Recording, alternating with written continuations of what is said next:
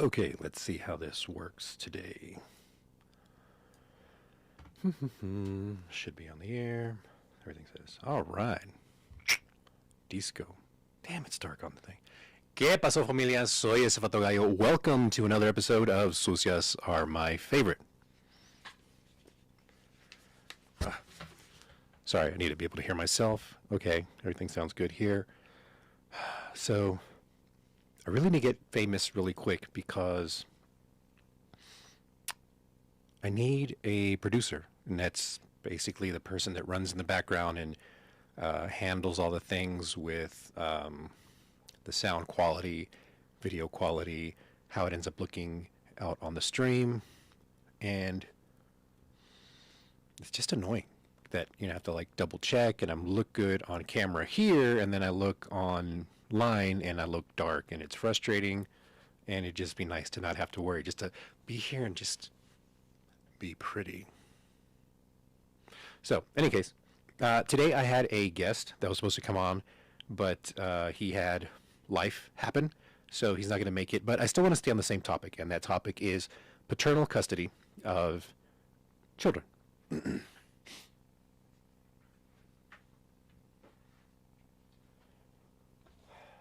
Okay. Paternal custody of children. What's going on? Okay. Sorry. Ooh, excellent connection. I like the sound of that, or at least what it says on YouTube, that I have an excellent connection. Everything looks good on the analytics of things, which is just data, geeky data stuff. And I'll one day hopefully be able to show it when I have a second camera to, actually a third camera, because I want two camera angles, one like close up, one wide angle. You can kind of see more of what I got going on, and an overhead camera. So like if I point at stuff on my desk, you can see what I'm pointing at or talking about. And then of course, being able to show my screen, which I probably could do if I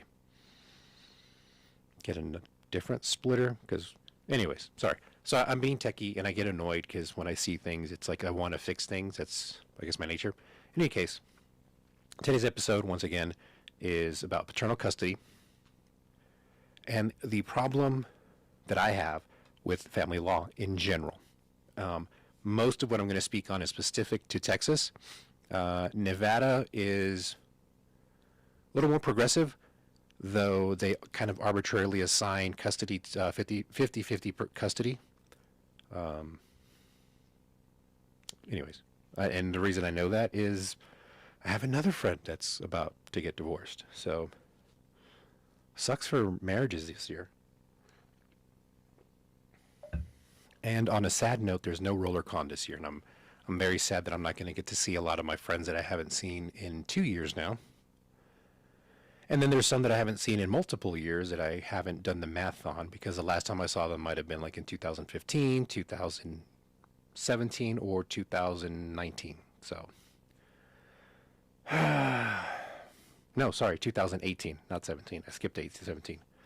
Any case, I had a friend that he was going to come on the podcast, share his story about custody with his child. But since life happened for him and he can't make it this week, hopefully we can get him to come in next week. I thought I had scheduled this podcast earlier. However, I scheduled the Zoom meeting, and another reason why it'd be nice to have a producer, because they can just take care of all the things. Like, hey, I'm going to go on Saturday at this time, and I want to invite this friend. They take care of everything. They take care of everything, and I just show up. That's the ideal. Like, just be here and be pretty.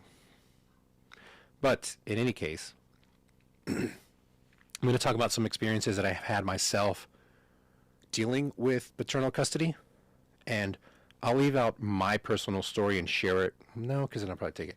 I'll tell my personal story here and then share another one. Which one do I want to share? See, this is where I need like a poll thing where I can ask questions. So I have two scenarios I can talk about. I can talk about my brother-in-law and her ex-brother-in-law. Yeah, because he married into the family. In any case, brother-in-law and having issues with. Actually, no. I'll stick to me. Wait, should I stick to me?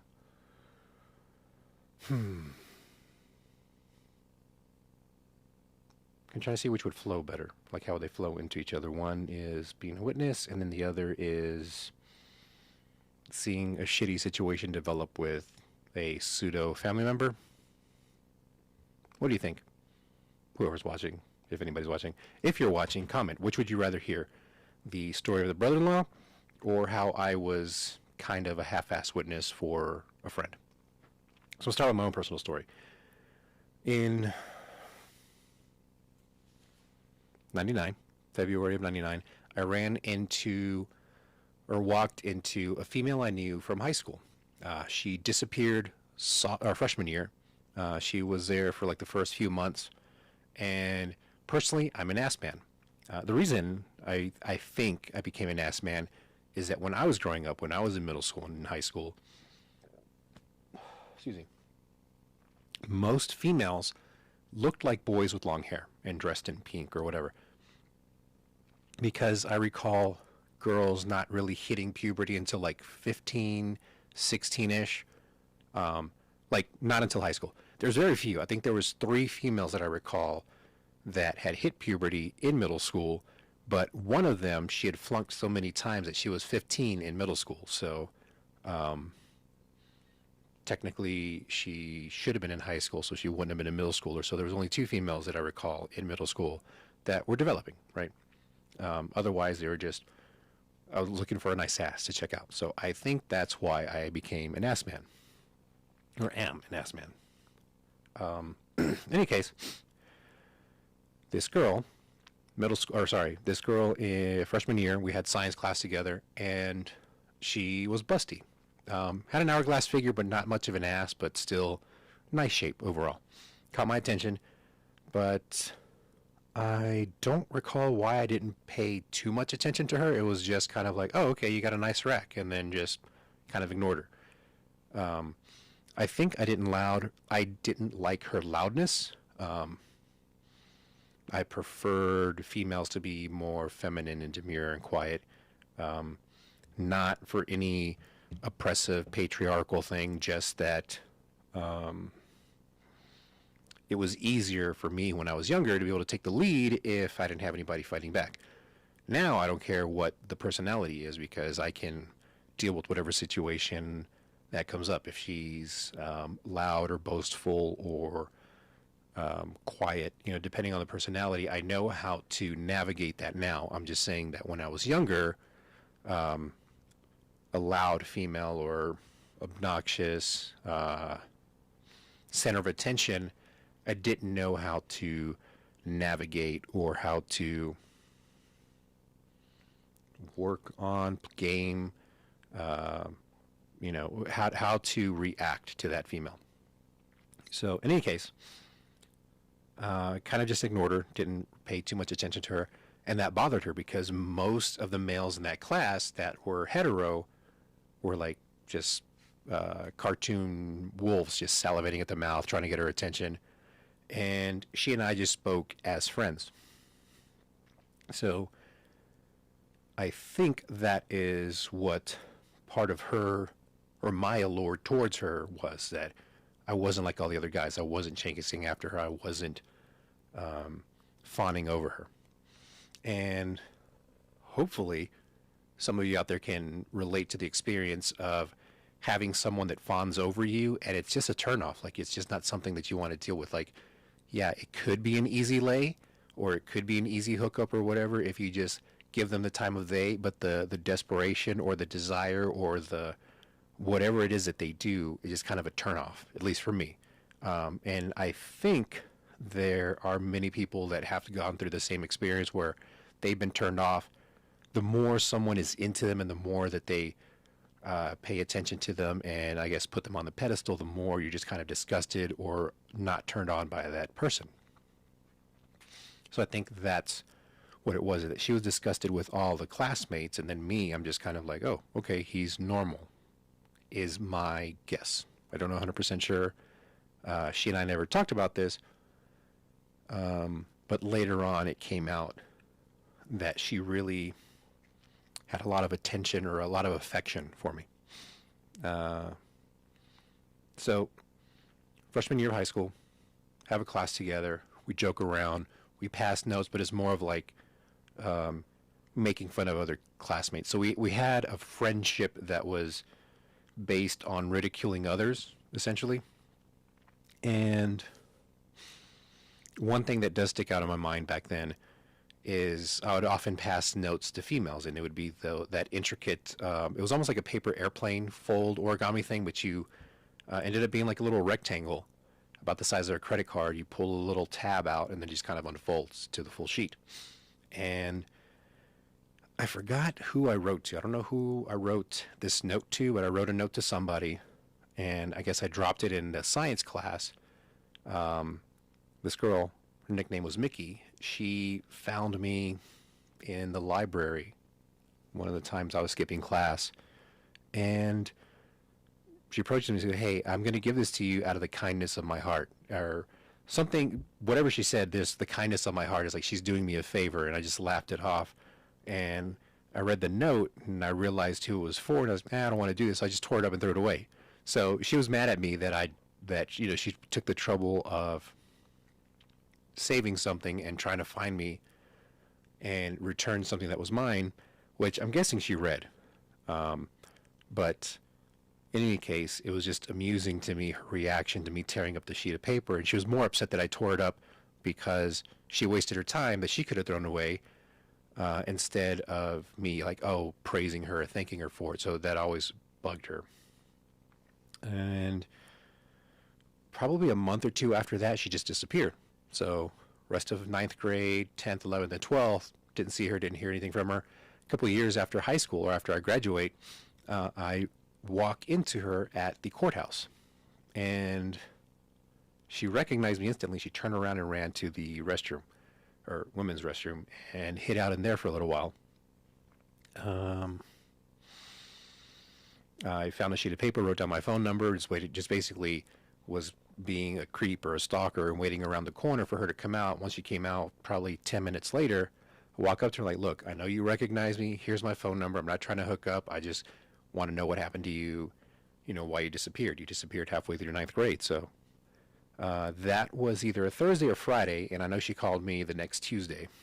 I don't know why that memory sticks out that it was a Tuesday, but either it happened on a Tuesday or I just remember it was a Tuesday, or maybe we met up on Tuesday, but Tuesday sticks out. So we start talking, and basically for the whole month of February of 99, we've been hooking up like rabbits. She disappears at the end of February, beginning of March. A few months go by, she comes by. She comes over a little before Easter of 99 and lets me know she's pregnant. So I pull the same thing. "Oh, congratulations, who's the father?" and the whole thing. She's like, "No, you're the dad, it's yours."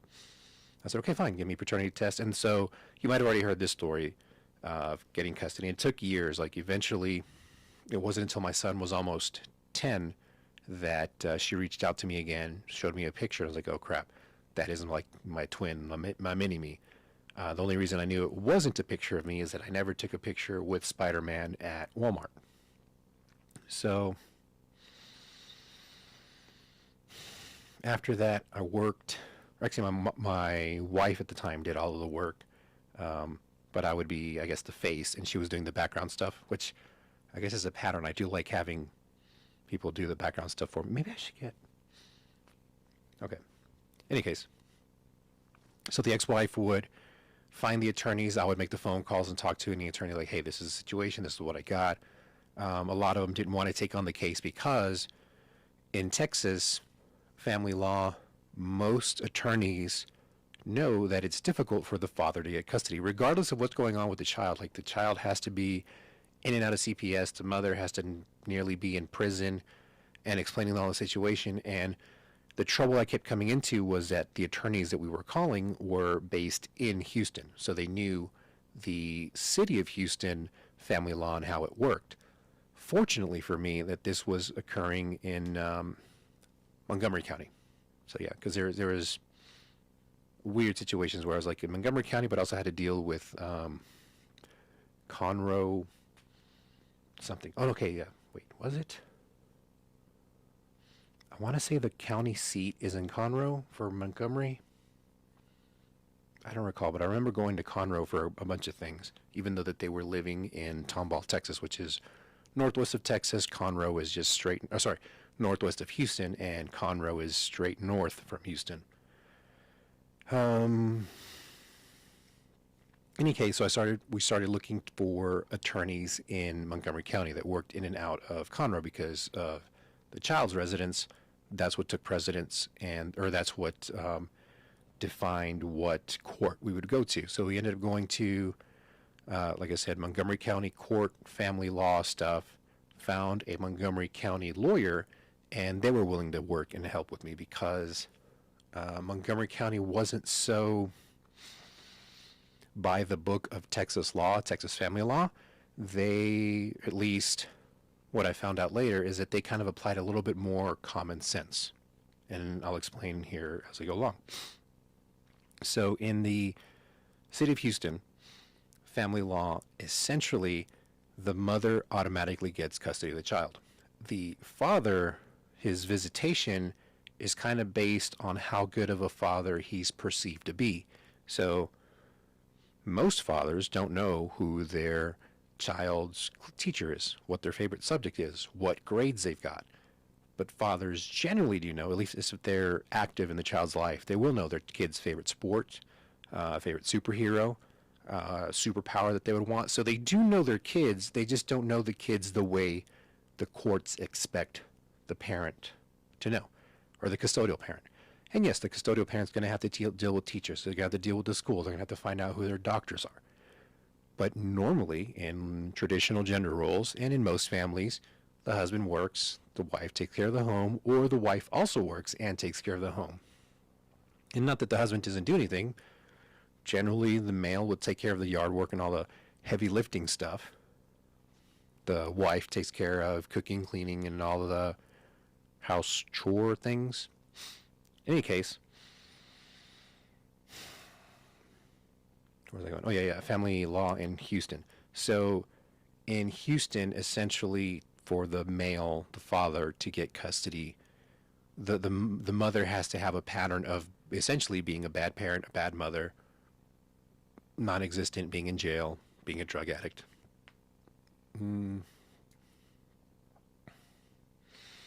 So in Montgomery County, they were more concerned with the chain of events, right? Chain of events? Series of events, the timeline. There we go. They were more concerned with the timeline of how things happened, what happened. And then in the mother's own words, essentially, she got pregnant. She told me about it. I told her I wanted a paternity test, and then she didn't do anything else. My name wasn't put on the birth certificate at the time of birth. And because the mom admitted that she knew I was going into the Army, because I essentially told her, if you prove paternity to me, I'm going to be in the Army. Anything that has to deal with the health care of the child, my kid, if it is my kid, will be taken care of. You don't have to worry about anything. You'll get a card, and it's free life insurance, free medical insurance, free dental stuff, whatever my kid needs, they'll get it. But you have to prove it's mine. I'm not going to just sign over yes. So she had admitted that she knew I was in the military. She knew my legal name. So it would not have been difficult to track me down and get things rolling. If she had gotten an attorney, even one of those law clinic free attorneys that do civil stuff, they would have been able to quickly find me and slap me with child support. She never did any of that. There's a few other things that now I can't remember. It's been 11 years, 12 years, going on 12 years. But that was the biggest thing, because that established that she knew who I was, she knew how to get in touch with me, and she chose not to. Therefore, she can't get, or no one can get back child support from me, because they knew who I was and they didn't ask for it or didn't shoot for it or apply for it or whatever it is back then. They can't retroactively 10 years later say, oh, hey, now I want back child support, and now I'm on the hook for 10 years, or would have been. So that was fortunate. Then also when I found out about my son, and after the paternity test, I started paying child support, which was to the grandparents who were raising him, and it was just a flat amount. It wasn't based on any percentage, which is essentially 20% of or for the first child, it's 20% of your salary. And that's another thing I have an issue with, but I'll talk about that towards the end. So I need someone to remind me. But yeah, or actually I need to make a note somewhere that, hey, don't forget to talk about 20%. Make a big old note. Talk about 20 symbol percent before ending stream. See, oftentimes I'll do the live stream and say I'm going to talk about something, and then I forget to talk about that thing later, and then someone will text me and tell me, hey, you were talking about this, but you didn't finish that thought. So then I got to come back, re-record the audio, and then that ends up on the podcast. So on the audio podcast, you kind of get the expanded full version of what I meant to say, and then here you just get to see my pretty face. But, damn, where was I? Yeah, so it's 20% of salary or income that what you have to pay for child support. Sometimes it can be more, sometimes it can be less than that, depending on factors that I don't know. I just am aware that kind of the baseline is 20%. I think it's X percent more per child if it's with the same mother, but if you have 3 baby mothers, it's not 60, but it's almost, I think it's over 40%. So it's like 20 for the first one with the first mother. The second mother that applies, she gets 17, and then the next one will get 15. So it decreases per child. But if you have multiple children with the same mother, then it's like 20 plus 10% plus 5%. So it's the decreasing amount. It decreases by more if it's with the same mother, right? Any case. So essentially, a mother could make more money per child if the father is different for each child, right? Yeah, it's weird. So let me focus on this.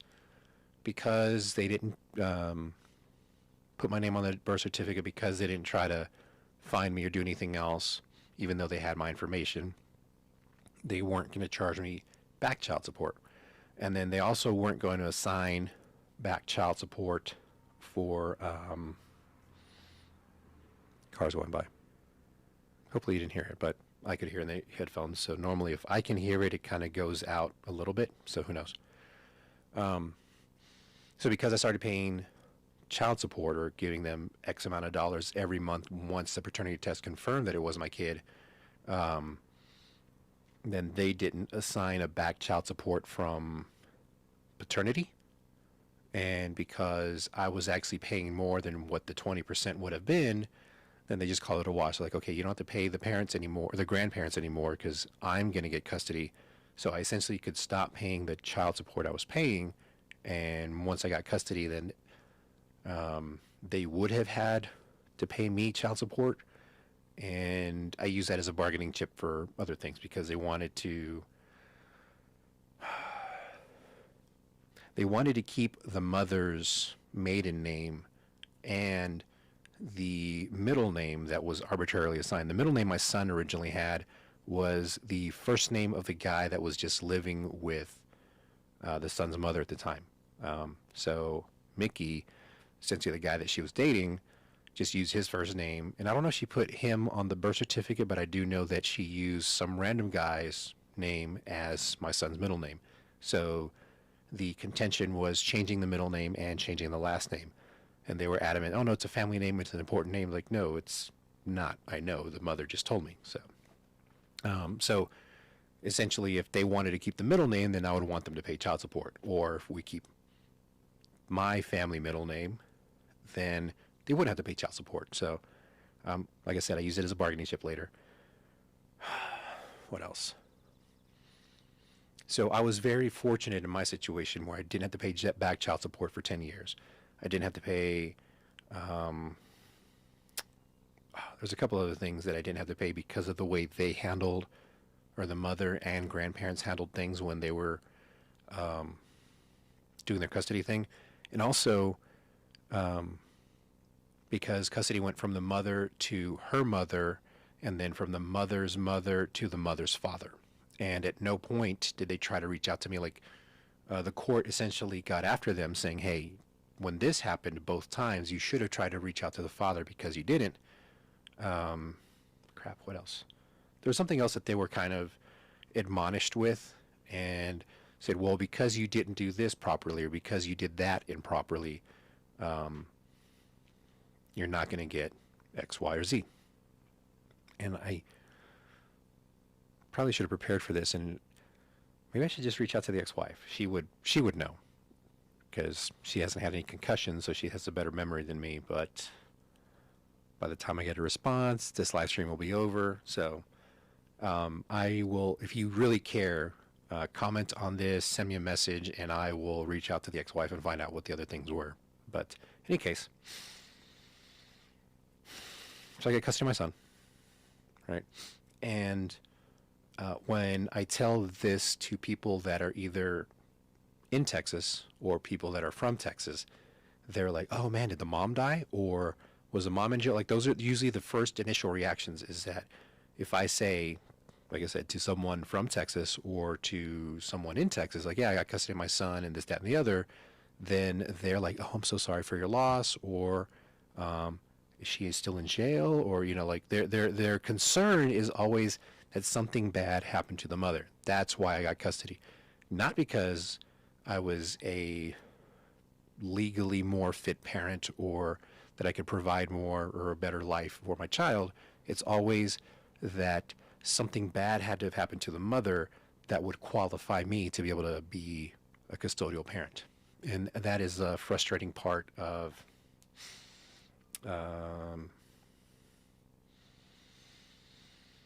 I guess just being a male in general. Like, there's a lot of things that we have to deal with. We see, it may not be a daily basis, but there's things that we still have to deal with that most people don't see, male and female. And then at the same time, if it is brought up, others are surprised that that's even a thing. Like, really? Like, they still do that? Or that's part of the law? That doesn't make sense, or that doesn't seem fair. Because some things, a lot of things aren't fair in terms of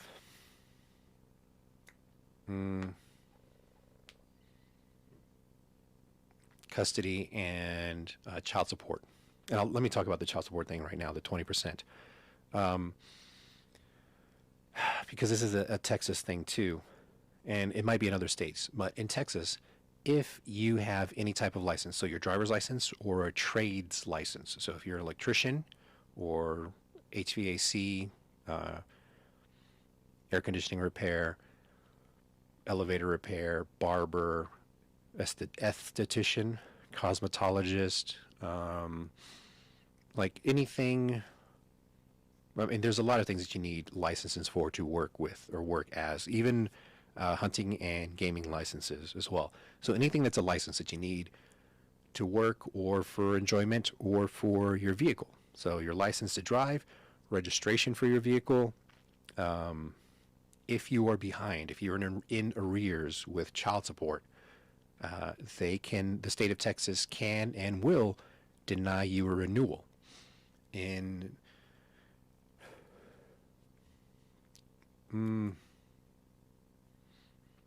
some trades, I know especially for electricians, a lot of times if you work on the construction side as an electrician, on commercial jobs, commercial properties, more often than not, sometime between the day after Thanksgiving, the day after Halloween, up until middle of December, so by December 14th, more often than not, the workforce for an electrician or electrical company, they will just give them an ROF, a reduction of force or a layoff. Essentially, they're not fired. They're just like, hey, we don't have any work for you, so we're going to let you go. Nothing's wrong. You can apply for unemployment. You can do whatever you need to do, food stamps, whatnot. And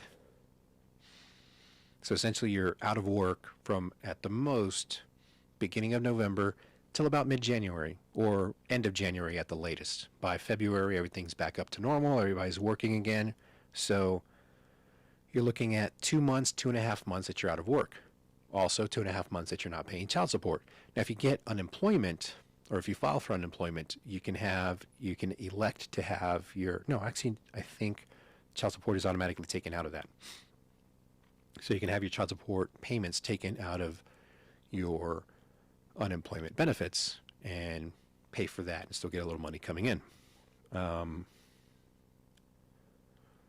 If you're current, I think you can elect to not have the child support payments taken out. Otherwise, you're just taking money out of your mouth. So now you're behind 1, 2, 3 months. When you start back work in February, January, February, then you'll get a letter in the mail from, I think it's the AG, Attorney General, and they'll essentially say, hey, you're behind this many weeks, and this is your current payment before you started working. Because you're in arrears, this many months or this many weeks, we're going to take your base amount plus another 10%, $12, $17.50, whatever. But they do the math where essentially within 6 months you'll be caught up if you stay on this plan, and then after the 6 months you'll go back to your original payment. So if you have to pay $100 a week, you'll end up paying $115 to $140 a week, or bi-weekly, or whatever your pay period, pay schedule, paycheck is. It gets adjusted by that, and HR takes care of that. Like, HR gets the letter, they're told that they have to take out this much out of payroll, so that money comes out. The thing that I have an issue with this is that the 20% is based on when you either get divorced or custody gets, or child support gets not assigned, declared. When the court says you have to pay child support, they define how much you got to pay, and that amount is based on generally it's based on the previous 3 years of your W-2s. So if you work for a company, they check your W-2s, they check your tax returns, and they figure out, okay, you've made this much over the past 3 years, so this is what you make a month, and 20% of that is what you got to pay in child support. If you basically work a dead-end job or just work retail or whatever that just pays minimum wage, then you get paid, the minimum amount is, I want to say like $200 a month, whatever 20% of $7 at 40 hours a week becomes. So the issue I have with that is that that's the arbitrary low end, what do you call it? Child support amount that you have to pay. But if you're a server, minimum wage is, I think, $2.13 an hour plus tips, which is supposed to cover the difference and be enough to make minimum wage, and excuse me, to make minimum wage. And in some cases, you can make more than minimum wage, but more often than not, you hover around minimum wage if you're a server. Bartenders usually tend to make more, or if you work at a high-end restaurant, yeah, you can make way more than minimum wage. But for the most part, if you're a server, they're not going to base your child support on the $2.13 you make per hour. They're going to charge you based on minimum wage, which, why? Why are they doing that? On top of that, let's say you have a well-paying job.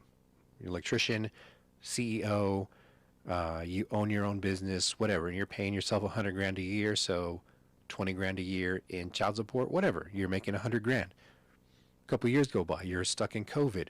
Now you got to shut down your business. Now you got to go work a job. And because you don't have any experience, because you've been an entrepreneur, you had a business, whatever, now you got to take a pay cut. You're going to have to work for $10 an hour, 12, 7, 8, whatever. But you're not making $100,000 a year. Even at $20 an hour, that's only $40,000 a year. So if you're making $20 an hour, $40,000 a year, but your child support payments are based on when you were making $100,000, now you got to pay $20,000 a year, and that's a fixed $20,000. It's not, oh, you make $40,000 a year, but then after taxes it's closer to 35-ish. So now you got to live off of $15,000 because the first 20 is just getting taken. First $20,000 is being taken out of your paycheck. My issue is that if that happens to you and you're like, hey, look, I'm taking, I had a change in career, I got laid off, I broke my back, I can't work as an electrician, now I got to work at a call center, whatever. You have to take a pay cut. You can't choose to go to court to have the child support adjusted. The only time that happens is if the wife or mother decides, let's go back to court and train of thought. If the wife goes back to court and wants more money, but if she knows you took a pay cut, she's not going to want to take you to court, because then she'll take a pay cut.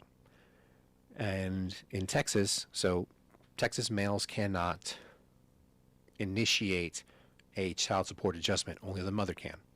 The reason I know this is the other story that I'm involved with.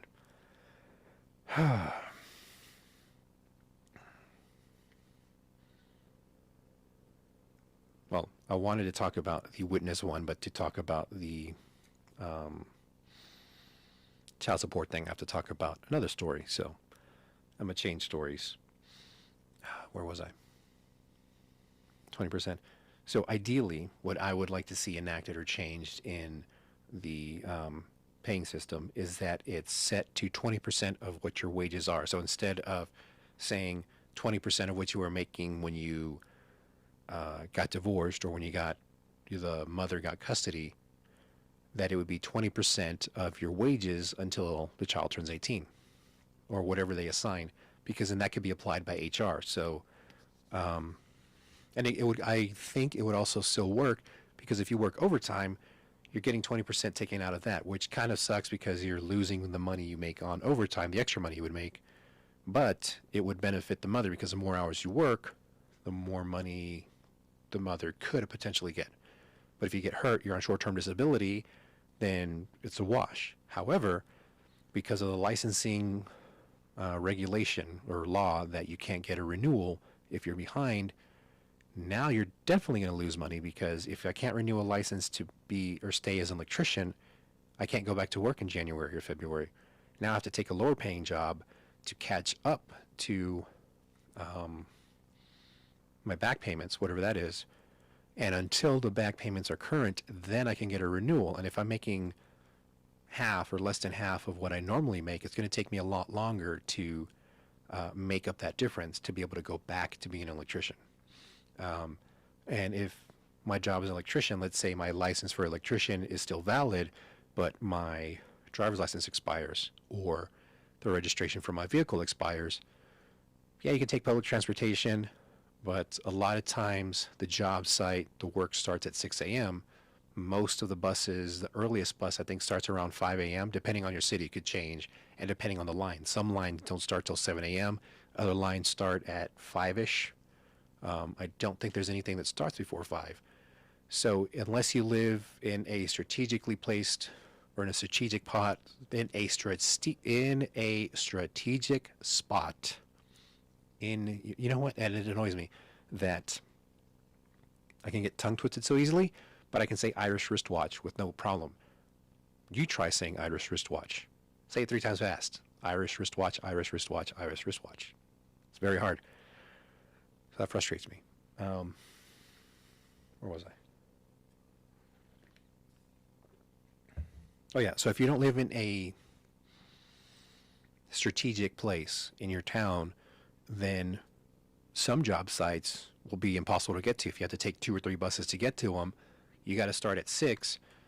Each bus rides 30, 40 minutes, and that's assuming that the next bus shows up right after you get off the first bus. You won't make it on time. And sure, maybe you can find a coworker you can catch a ride with, but there's no guarantee that you and that coworker are going to be working on that same job site for the entire period both of you are on there. Sometimes you can get moved around to a different job site based on your skills. If you have a good skill set, other foremen or other contractors are going to request for yourself to be working on that job. So if you don't have a car, if you can't register your vehicle, you're SOL. Or if your license gets suspended Now you can't drive, or you shouldn't drive. Um, so it's a snowball effect that essentially affects the kid, because if the father's not working, he's not making money. If he's not paying the child support, more often than not, mothers believe that by being behind in child support, then that gives them the right to withhold the child. Like, oh, you can't see your kid until you're current. And I was helping a friend, or I was a witness for a friend that was in the similar situation, is that he was a little behind. I don't know how far behind, but I know he was behind, and the mother wasn't giving him access to the kid.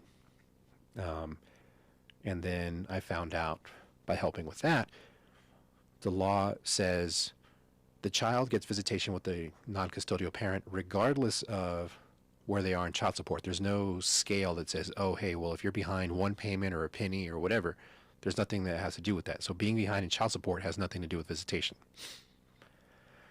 But a lot of people assume that if you're behind on child support, then that gives the custodial parent the right to withhold the child, which is not the case. Or at least in Texas, I know that's not the case. It could be in other places, but I do know in Texas that's not the case. So the other half of the story.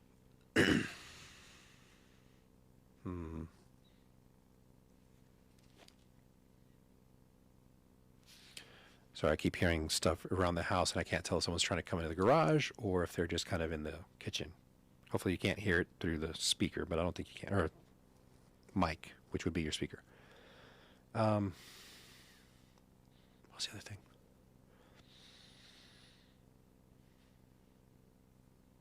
Oh, yeah. About taking the non-custodial parent can't request a change to child support. Only the custodial parent can. So, my brother-in-law that came into the family by marriage,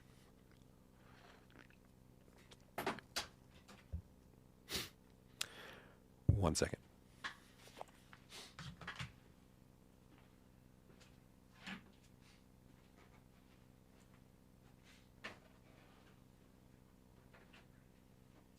Okay, a little bit more than 1 second.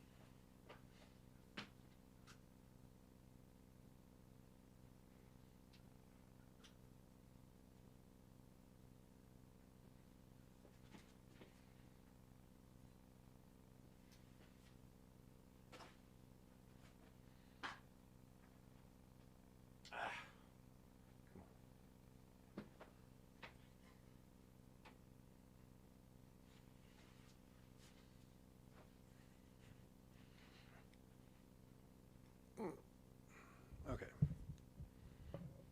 Yay. Sorry about that.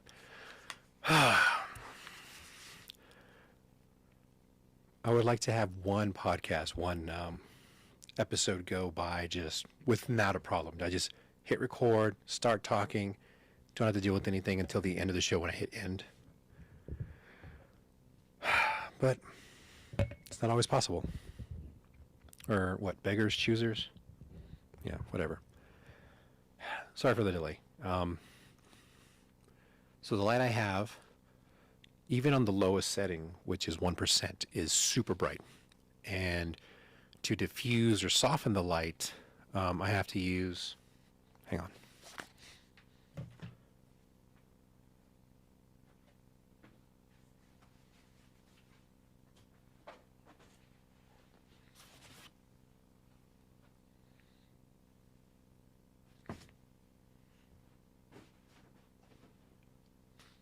So it's a big thing, and it takes up a lot of space, and it is, I don't have a lot of, it might seem like I have a lot of room here, but, so this bookcase thing is 6 feet by 6 feet, just under. It's whatever metric is, it is, ends up being like 71.54 inches or 49 inches, but just shy of 6 feet height and width. And then I have 9 feet, 8.5, 9 feet to the wall, but there's a lip, so I can't actually go all the way to the wall. So I have a lot of stuff crammed into a small space. That light, to have it shine on me right, or not be super bright in my face, or not lighting up this whole room, because that would make this all white, which makes the blue background difficult to see. The colors, the accent lights, also difficult to see. So what I'm doing is shining the light towards a reflector, and the reflector shining the light back at me, and it's softer, it's diffused and spread, and it looks more even. But the thing I had holding it up originally broke, fell loose, and fell down.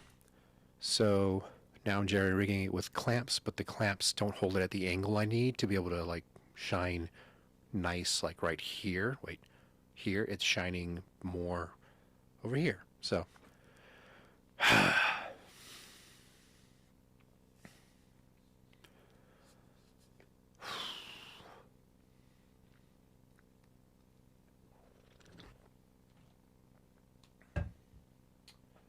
I just roll with the punches as best I can.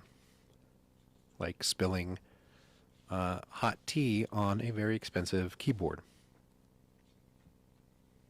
It should still work. I hope it still works. We'll see. Where was I? 20%.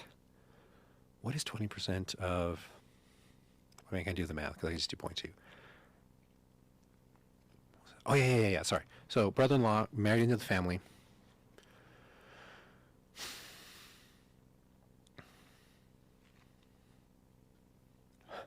Okay, so yeah, he married into the family, but it is... I was aware of him because he was friends or... Another car. So, this guy, I'm going to call him Bob. Bob, the brother-in-law. Bob, the brother-in-law, is a few years younger than me. Actually, I think he was a freshman the year after I got out of high school. But in any case, Bob's younger than me, and I was aware of him. Excuse me. I was aware of him a little before he was dating into the family. Yeah. So Bob had a girlfriend in high school, and he says that they were just best friends. I think that they were just fuck buddies, but he didn't want to admit to it because she was kind of a chubby chick, and he was very fit. He was into martial arts and all kinds of stuff. At his heaviest is, I think it's probably like 15% body fat. Because he's a short guy, he was really into bodybuilding and working out. So it was kind of amusing because he wanted to make himself look better, which is great. It's a great goal for everyone. But he just took it to an extreme level because he, I guess, was compensating for being so short. I think he was 5'2", 5'3" maybe, but he was really short. Any case, let's see. Dating the girl in high school, and she gets pregnant. Now, the thing about Bob is, ever since he was 5 or 6, his parents had told him, or doctors had told his parents, that he was going to be sterile. He wouldn't be able to have kids because some medical condition. I don't recall what it was. I just recall specifically that he can't have kids. So he would always brag about, oh, I don't need a fucking condom because I can't have kids. I'm sterile, so I can just nut anywhere and everywhere I want. So that was his mindset, right? Lo and behold, the best friend, she ends up getting pregnant. He goes to the army. She kind of tries to hide it from him.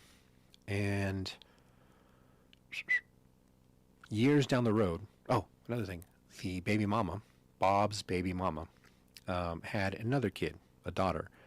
The daughter was the byproduct of a rape, alleged rape. If we find out years later that it was alleged, like she just said, oh, I'm pregnant because I got raped, because she was underage and the guy she was seeing, I don't know, or I don't remember, because I knew 15 years ago about this. But it turns out later that the guy that supposedly raped her was a guy that she was actually seeing and dating for years, but she just said it was rape and never pressed charges or never did anything about it because she always would say that, well, she didn't know who it was. She didn't see her attacker. So she claimed rape. She cried rape, but nothing legal came of it. And then years later, we find out that Guy X is not only the father of the daughter, but also the father of the boy. And the boy was allegedly Bob's son, because he came home from leave, hooked up with baby mama, and they were, going to town 4 or 5 times a day or whatever, because you got out of basic training, and was having his fun or making up for lost time or whatever. And so she ended up pregnant, and the thought was that she ended up pregnant from Bob, and that side of, or his side of the family was super excited because they didn't think they were going to have any grandchildren. The mother was like, oh, head over heels, and bought all kinds of stuff for Bob's kid. Meanwhile, Bob doesn't want anything to do with baby mama because she's overweight. She's not especially pretty. Like, she's kind of attractive. Like, I would pick her up at a club, but I would not pick her up at a restaurant or a grocery store or shopping mall. Like, she just would not be my taste. But if I was drunk enough and I was at a bar or a club at night with strobe lights, sure, strobe lights light enough to make me say yes. But he chose her. He hooked up with her. She got pregnant, and he didn't want to do anything else with her. Like, he just wanted to take care of the kid because, okay, fine, it's my responsibility. I'm going to be an adult. But he didn't want anything to do with the mother because I'm assuming it because she wasn't attractive. I don't know. But Bob ended up getting married into the family and dealing with this because he would like to see his kid. And as the kid got older, Bob realized that the kid doesn't look like him, and he doesn't look like the mom. So who does he look like, right? And one day, Bob manages or ends up getting, I guess, a hair from the kid and getting it DNA tested, and turns out he's not the father. He confronts the mom about this, but this was after she had already filed for child support because he wouldn't date her or wouldn't marry her. She was upset about that, so then she took him to court and essentially like forced his hand to pay child support. So now he's paying child support. Finds out by the time the kid's like 8 or 9 that the kid isn't his, and he wants to get out of it, but he can't do anything unless the mother goes after him for more child support. Then he can bring up, hey, I want to counter this. Let's get the child support, or let's get my kid tested to prove whether or not he's mine. But he can't do that. Even though he knows that the kid isn't his, even though he already has a paternity test saying that the kid isn't his, he can't do anything legally about it until the mother does. Why that is, I don't know. I'd heard some attorneys say essentially that the state doesn't want to essentially make the child a bastard, saying, okay, hey, you're not a real kid, and you don't have a real parent, we don't know who it is, it's not our job to figure it out. So they would rather have a father figure in the child's life, and by that I mean paying for child support. They don't really care whether or not, or the state doesn't seem to really care whether or not a father gets time with their child. They just care that the father pays the child support, and then if they see the child, whatever, that's between him and the mother and the visitation rules. In any case, the point of all this is that I think the family law system is broken, and it is geared towards or benefits mothers for the most part. Sorry, I have to repeat myself because car drove by. I think that family law, by and large, in most states, benefit the mothers in most cases.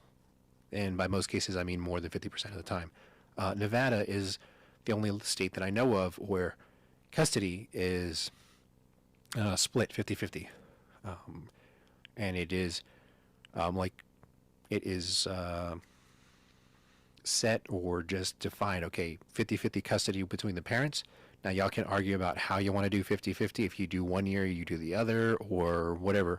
But the starting or the baseline is 50%, versus the mother gets custody and the father has to prove how good of a father he is and how much time he deserves, whether he deserves every other weekend or 1 weekend a month or 1 weekend every other year, whatever, the courts decide. It's very lopsided. And in Texas, there's some laws that specifically say mother versus